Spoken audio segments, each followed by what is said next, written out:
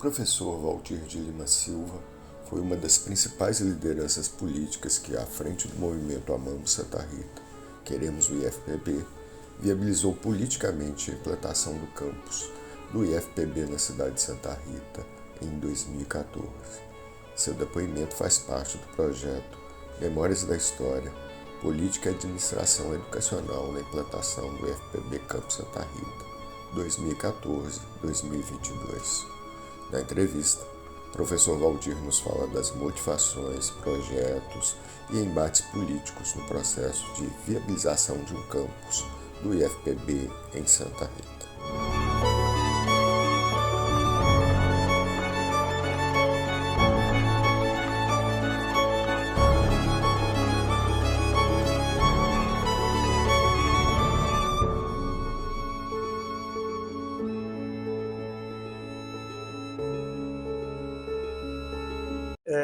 Eu tive o privilégio de ter uma avó professora.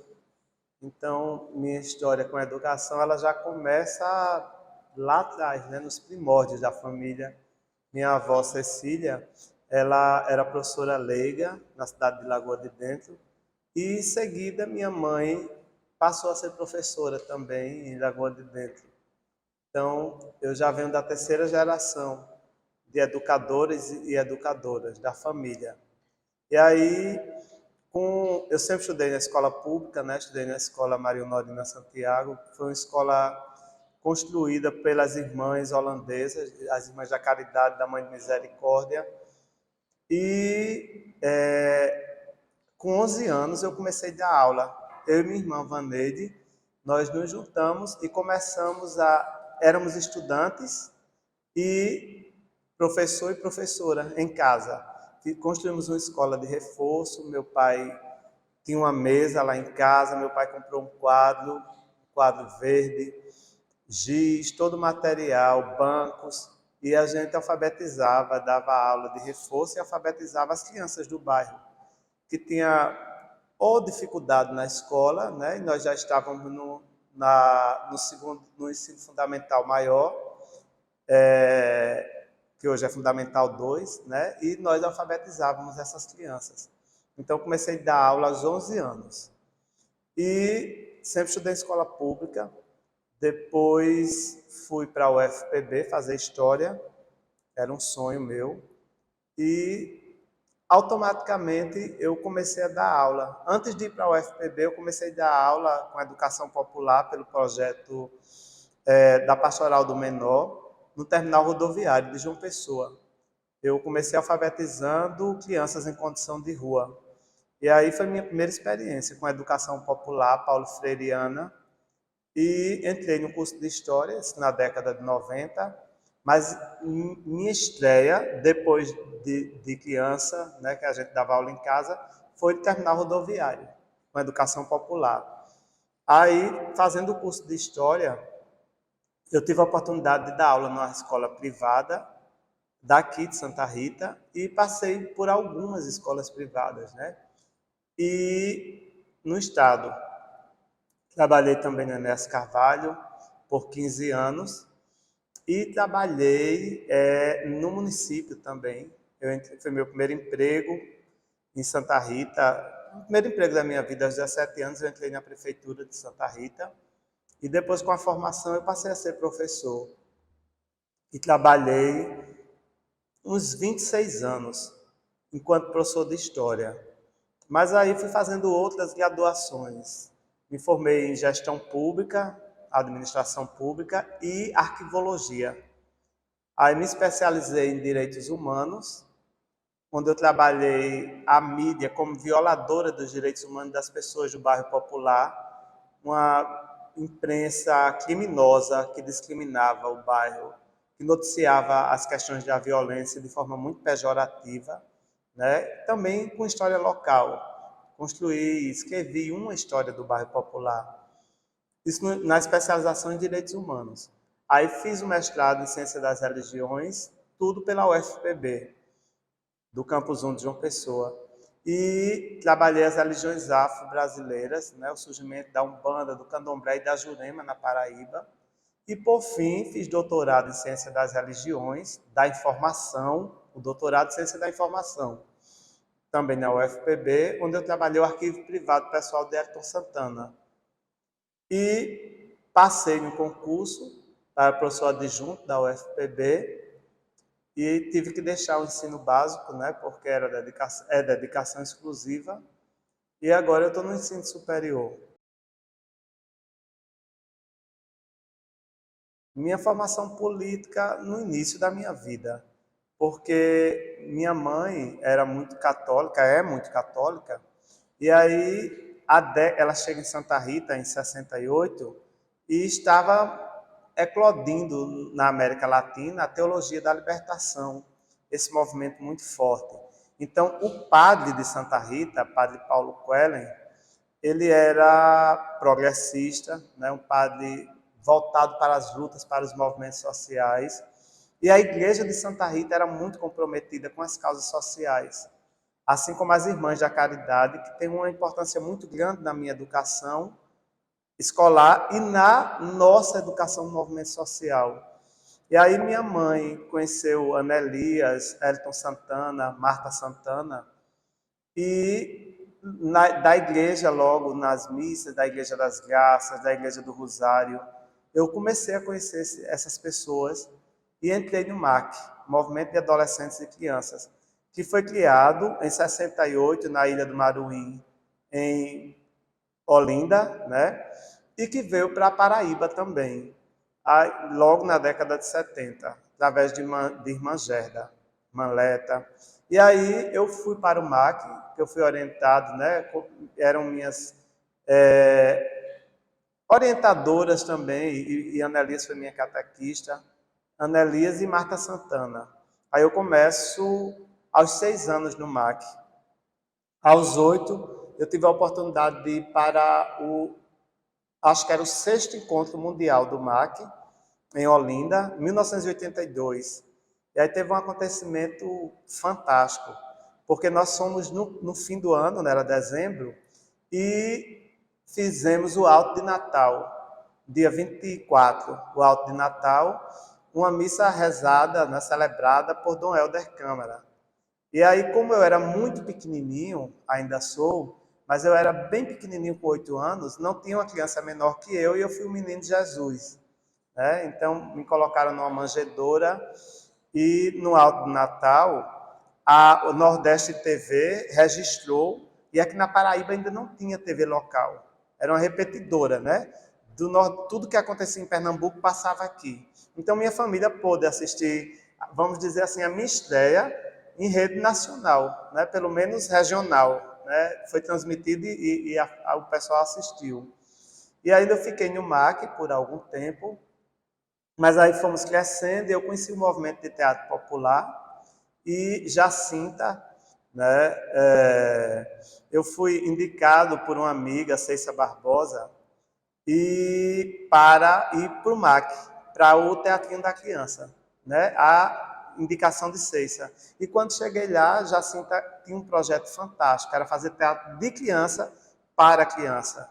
E aí eu fiquei em Teatrinho da Criança, foi muito desafiador, fazer teatro naquela idade, com o preconceito que se tinha na década de 80, de menino fazer teatro, né? A gente tinha que enfrentar isso, e foi muito desafiador, mas muito bom também. Eu guardo as melhores lembranças. E do Teatrinho da Criança, eu fundei um grupo chamado Sem Nome, de Teatro Popular, e através desses grupos nós entramos no movimento Teatro Popular. Mas aí você vai saindo da adolescência, entrando para a juventude. Eu participei da Pastoral de Juventude, do meu popular, do Grupo Joia, e aprendi muito também. Mas aí você vai ficando adulto, aí eu entrei no Partido dos Trabalhadores, posteriormente no PSOL, e aí pela questão profissional da educação, aí eu comecei a militar no movimento sindical também. Mas fui um dos fundadores da Central de Movimentos Populares, fui para um congresso, o primeiro congresso em Praia Grande, né? Participei do movimento estudantil na UFPB, fui para um congresso da UNE em BH, onde nós tivemos Fidel Castro, né, como um dos palestrantes. E depois nós criamos uma ONG, né? Então, o movimento social, ele esteve presente na minha vida desde os meus 6 anos e até hoje, né? Muito forte, porque hoje eu sou militante, além das causas sociais, da causa animal, né? Que tem tão poucas pessoas que militam, né? Por esses seres que também não têm as nossas vozes, eles têm outros sonhos, né? E aí eu estou no movimento social desde sempre. Faz parte integrante da minha vida, não tem como dissociar a minha história do movimento social. Santa Rita, assim que foi criada, ela também era chamada de Cumbe, porque aqui tinha um engenho chamado Engenho Cumbe, que hoje fica vizinho, eu moro vizinho ao Engenho Cumbe, ao antigo engenho, virou usina Santa Rita. Então, antes de ser usina Santa Rita, que originou o nome da cidade, esse povoado aqui, quando, no período colonial, era chamado de Engenho Cumbe. As pessoas se referiam a esse lugar, que, segundo alguns estudiosos, a palavra Cumbe é do dialeto banto, né, de Angola, e quer dizer pequeno povoado. Cumbe também foi um grupo de consciência negra de Santa Rita, um dos primeiros grupos da Paraíba, gênese do movimento negro.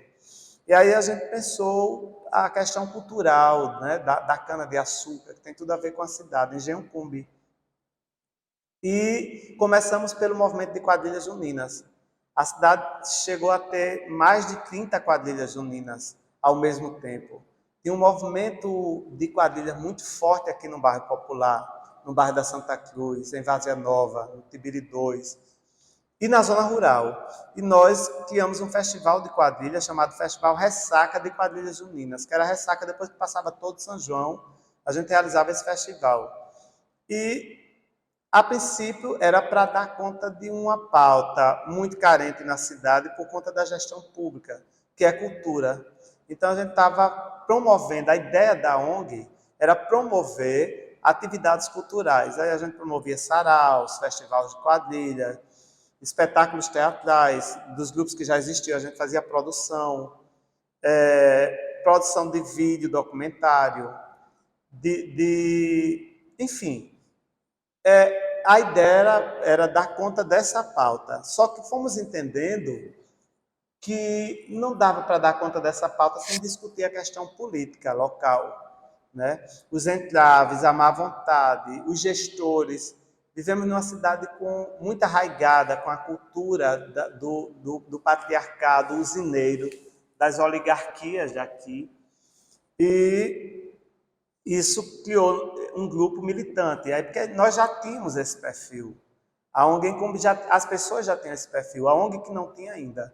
E aí nós mudamos o foco totalmente dessa parte cultural para a questão política. Então a ONG começou a lutar por políticas públicas culturais, né, e sociais. Aí começamos a participar das sessões da Câmara de Vereadores e Vereadoras, a participar da LDO, né, a intervir nas sessões abertas à população, a dar suporte aos movimentos na rua, a contestar o poder local do prefeito Morque, a abreviação do nome daquele prefeito ligado às usinas. Então, nós começamos a fazer oposição àquele modelo de gestão, né, e daqueles usineiros falidos, ultrapassados, né, oligarcas, patriarcais, preconceituosos. Nosso trabalho veio em oposição a esse grupo. E isso deu uma visibilidade muito grande à ONG e passamos a ser, sem ser um partido político, a ser uma força política aqui. Eu lembro que um candidato a prefeito, quando foi saudar as pessoas, né, por bairros, ele saudava numa convenção, ele saudava fulana que representava tal bairro, ciclano que representava tal bairro, né? E aí, quando ele cita meu nome, aí ele faz que representa a cultura. Então, estava para além de uma questão local, mas é dessa pauta, né? E a ONG atuou muito forte na questão cultural e nas conferências municipais, nas etapas estaduais, em todas as conferências. assim que o governo Lula começa a desenvolver essa questão das conferências para discutir diversas pautas, nós estivemos presentes. Aí é justamente dentro deste contexto, né, que a presidenta Dilma é eleita, né? Fazendo análise de conjuntura nacional, nós vimos de 2 governos do Partido dos Trabalhadores e Dilma foi eleita. E aí, o que é que Dilma promete na campanha? Que toda cidade que tivesse mais de 100 mil habitantes ganharia um campus do IF. E cumpre. Salve Dilma, né? Salve, salve, salve Dilma. Dilma, quando cumpre essa promessa, ela vem para Santa Rita, eu digo ela, a representação, né, do MEC aqui a partir do IFPB, propor ao gestor que doasse um terreno para que se construísse um campus. O gestor era Morque e ele tinha uma frase célebre de dizer: estuda quem pode. Quem não pode, pega um carro de mão e vai carregar frete. Porque ele não queria que a classe trabalhadora tivesse acesso à educação. Ele já tinha negado o ônibus estudantil para as pessoas daqui da cidade que estudavam na UEPB em Guarabira. Então ele dizia: estuda quem pode. Eu estudei porque eu podia. Era para as pessoas de Santa Rita ficarem analfabetas, né? Essa era a ideia dele. E aí o secretário dele de educação era Adonis Júnior, e eles negaram juntos, né? Naturalmente Adonis, porque por uma questão do gestor, mas ele era a representação e negou a vinda do campus. E aí o campus foi para Cabedelo. Santa Rita perdeu essa oportunidade. E aí quando nós soubemos, ficamos muito tristes, já tinha passado os prazos, né? E como nós estávamos na cena política muito ativamente, não tinha como mais, né, reaver isso. Em seguida, representando o governo Dilma novamente, né, o Ministério da Educação vem a Santa Rita, e aí o secretário já não era mais Adonis, era Gilvânio Anjos, propor pela segunda vez a vinda de um campus. Se Santa Rita não aceitasse, iria para Guarabira. De fato, até Guarabira recebeu, mas seria posteriormente. Santa Rita perderia quase que definitivamente. Quando nós soubemos desse movimento, procuramos a gestão para conversar e a gestão disse que doaria o prédio do CAIC, né? Que virou CEOP depois. E até aí tudo bem. Mas aí nós procuramos o IF, né, o campus de João Pessoa, e o reitor informou que era preciso, uma das regras, né, para que a cidade recebesse esse equipamento, era que a prefeitura doasse o terreno e que o terreno tivesse pelo menos 5 hectares. E aí nós sabíamos, fizemos todo um estudo, uma medição do CAIC, e o CAIC não tinha. Então essa conversa não era verdade. E aí o prazo estava se esgotando. Aí nós da ONG Encumbe, eu, Nau, né, Josnaldo Pereira, Cleiton Ferrer, Ronieri Marques, convidamos outras pessoas de outras ONGs, né, por exemplo, do Espaço Múltiplo, Sandra Alves, e outras pessoas do movimento social de Santa Rita, da Pastoral de Juventude, Adailson Regis, um grupo de pessoas engajadas, que nós já vimos de uma luta pela implantação do campus da UFPB em Santa Rita. Tudo que chegou em Santa Rita foi à base de muita luta. O próprio campus da UFPB, nós fomos para a rua, lutamos, até chegar àquela unidade, né, do Campus 1, né, que era a Universidade de Direito, a Faculdade de Direito, saiu do centro de João Pessoa e veio para Santa Rita. Então foi uma luta muito grande, uma história de caminhadas, de audiências públicas, de trazer autoridades, deputados, governadores para audiências aqui em Santa Rita, até que eles tensionamos, até que o campus da UFPB chegou em Santa Rita. Por sinal, quando a UFPB completa 60 anos, eu fui convidado para escrever a história da unidade de Santa Rita. Foi um livro especial, que conta a história da unidade em Santa Rita. Eu que escrevi, e eu conto que foi resultado de muita luta. Não foi nenhuma boa vontade política. Não tem pai, não tem mãe. Tem luta de um coletivo, assim como o IF. Não tem pai, né? Nem mãe. Tem um monte de filhas e filhos, né? Desamparados e desamparadas que queriam essa instituição aqui. Então, do IF, quando nós percebemos que íamos perder, aí criamos o movimento. Amamos Santa Rita, queremos o IFPB. E essas pessoas foram chegando, algumas chegaram e saíram, porque elas ficaram sem querer se comprometer politicamente, sem querer serem perseguidas, e o movimento foi ficando menor. Quando nós vimos que não tínhamos corpo de ir para a rua, por exemplo, para fazer uma caminhada, era muito pequeno o corpo, aí nós começamos a angariar recursos, rateamos dos nossos próprios bolsos e contratamos um trio elétrico.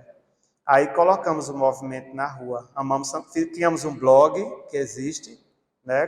Tem essa história, essas imagens, toda essa memória está lá. E começamos a divulgar, fizemos panfletos, adesivo para os carros, e essa campanha tomou corpo na cidade. Algumas pessoas adesivaram, a gente fazia pit stop, pedia para adesivar, com a logomarca da instituição, e panfletagem na Feira Livre. E aí o dia D foi maravilhoso.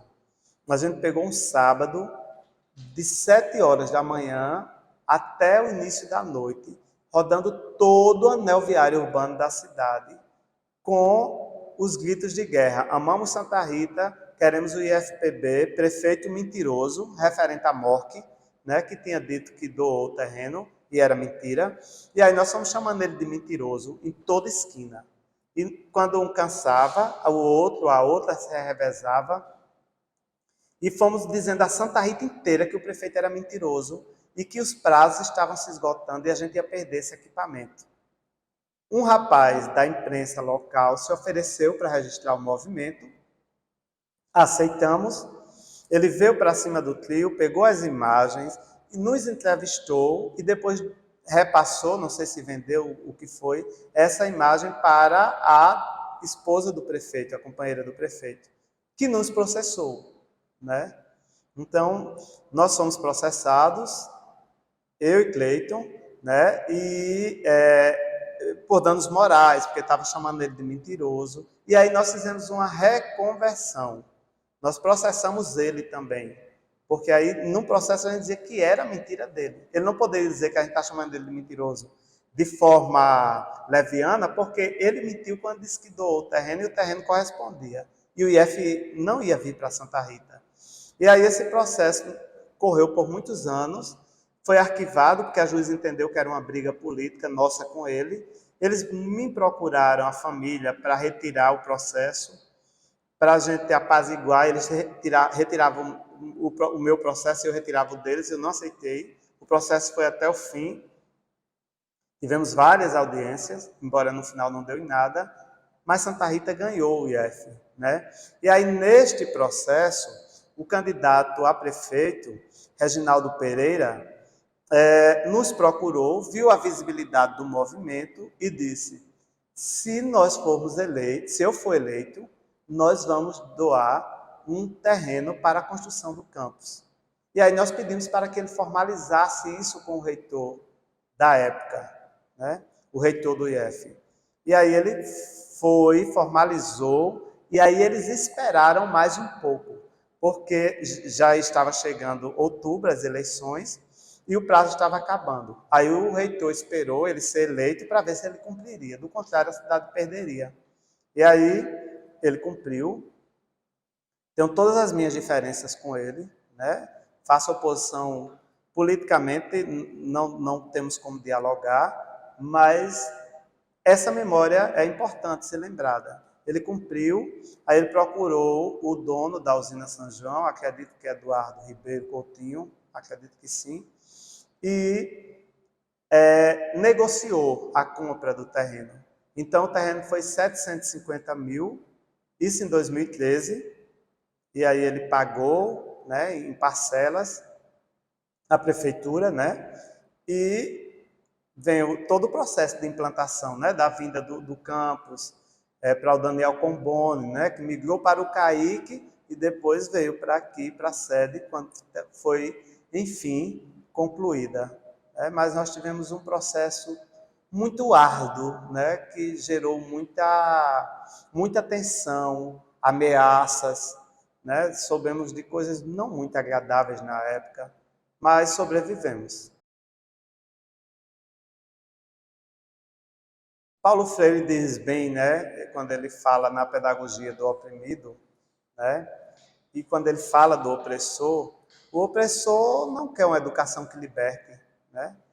Uma cidade rica como essa, uma cidade do tamanho maior do que todas as capitais nordestinas, com exceção de São Luís, do tamanho de Singapura, né, uma cidade rica, maravilhosa, de recursos naturais, mas com uma população muito empobrecida, com pouca escolaridade, que elegia esses grupos que dominam essa cidade desde que ela passou a ser freguesia. Então, é o poderio das usinas. Não era interessante para esses grupos uma cidade com campus da UFPB, do IFPB. E aí, como eu falei anteriormente, ele disse que quem quisesse estudar, né, estuda quem pode. Queria que a população continuasse, né, sem acesso. Carregar frete não é desonroso, do contrário. Mas é um trabalho muito triste para as crianças empobrecidas que fazem isso até hoje, né, para ajudar no complemento das rendas familiares. E ele não queria que esse quadro mudasse, porque se ele quisesse, essa cidade tem 776 quilômetros quadrados, ela é maior 3 vezes que João Pessoa. Conseguir um terreno, e parte do terreno dos usineiros, né? Comprar um terreno ou desapropriar um espaço era a coisa mais simples do mundo. Tudo que ele não queria era a população como está agora, né? Com um campus desse, as pessoas fazendo meio ambiente, né? Informática, abrindo horizontes, saindo daqui direto para a UFPB e para outras instituições. Ele não queria isso, ele não era acostumado com isso, né? Era o costume das greves dos canavieiros e canavieiras que a igreja tomava à frente e que, por vezes, esses trabalhadores sofriam violência física, né, quem estava no movimento. E como as professoras também aqui, nas greves de professoras que sofreram violência física por conta desse gestor e de outros. Então, é muito difícil para uma pessoa da elite, né, ver a classe trabalhadora tendo acesso ao ensino de qualidade público, né? E aí disse não por 2 vezes, mas na segunda teve que engolir, né? Porque foi a revelia da vontade deles. Da segunda foi maior, né? O outro gestor cumpriu a promessa e nós, da sociedade civil, tensionamos e corroboramos, né, a essa instalação aqui, né, que é uma luta de muitas mãos. Então ele não queria a população esclarecida, mas ele teve que ver todas as melhores expectativas, né? Porque uma instituição de ensino superior, ela traz pesquisa, ela traz extensão, ela traz projetos, ela traz ideias, né? Ela dá visibilidade à cidade, ela conecta a cidade com o mundo, né? Nós saímos de uma aldeia pequena para uma aldeia global, né? Começamos a nos conectar com toda forma de conhecimento, né? Através das artes, das ciências. E nós sabíamos disso, porque boa parte de nós chegou ao ensino superior. Nós, da classe trabalhadora e dos movimentos sociais, né? Nós tivemos uma formação política nos movimentos sociais. Então, nós sabíamos que essa instituição ela devolveria dignidade para a população, e lutamos para isso, né? Porque a ideia não era sair da cidade. A nossa ideia não é sair daqui para melhorar de vida, é lutar para que a cidade melhore e nossa vida melhora também. Então, quando a gente luta pelo campus, pela instalação de um campus universitário, A gente não precisa estudar mais em João Pessoa, a gente estuda aqui, se qualifica aqui, trabalha aqui e melhora naturalmente a qualidade de vida de todas as pessoas daqui. Então, nós sabíamos que isso ia acontecer. Quando eu vejo, né, a Semana Cultural do IF, quando eu vejo a Semana Científica, quando eu vejo a sociedade envolvida, né, dá uma emoção muito grande, porque toda aquela luta não foi em vão. Nós começamos a ver os frutos, né, os produtos, livros, vídeos, todos esses produtos sendo devolvidos para a sociedade, né, que paga imposto, e que é merecedora, né, de direitos, é a questão da isonomia mesmo. É nosso e vem para nós através da nossa luta. Nós sabíamos disso e insistimos, né, e deu certo. É importante que quem faça parte desta instituição, na condição de servidor, de servidora, de aluna, de aluno, a comunidade, a família, né, ela entenda a importância desse equipamento para o desenvolvimento intelectual desta cidade.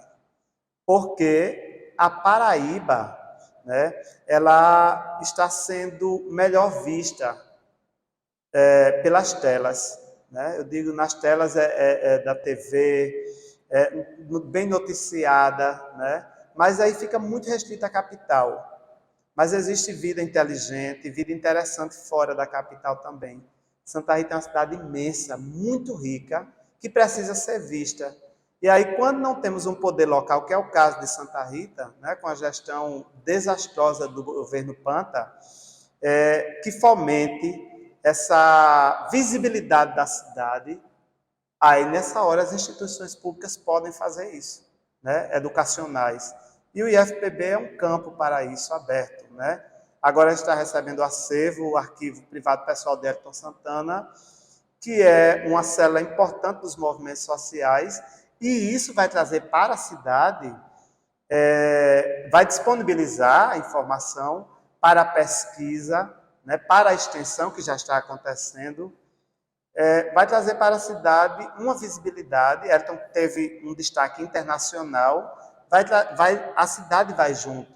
Né? Quando essa memória sai daqui, ela rompe esses muros, né, através de vídeos, através de um memorial virtual, ela leva essa cidade para o mundo. Né? Nós saímos dessas fronteiras aqui, de tijolos, né, de concreto, e vamos entrar nas redes. E a rede é infinita, né? Então, as pessoas vão ter acesso, as famílias, ver o que se está produzindo aqui. E assim, tudo nessa cidade veio com muita luta. O movimento social é muito forte nessa cidade e nós acreditamos que quem vê esse vídeo daqui a 10 anos, quem vê esse vídeo daqui a 100 anos, quiçá daqui a 1000 anos, saiba que quando você passar e ver as estruturas montadas, os equipamentos, tudo muito bonito, foi à custa de muito suor, né? A princípio de sangue das pessoas escravizadas, trazidas e as pessoas originárias daqui, mas depois das pessoas que lutaram, né? E conseguiram transformar a estrutura, já que a mentalidade ela é muito mais lenta, né? Mas pelo menos a estrutura a gente consegue mudar, e isso ajuda a mudar as mentalidades. O recado que eu deixo é lutar, lutar sempre. Sem movimento social não há conquista nesse país.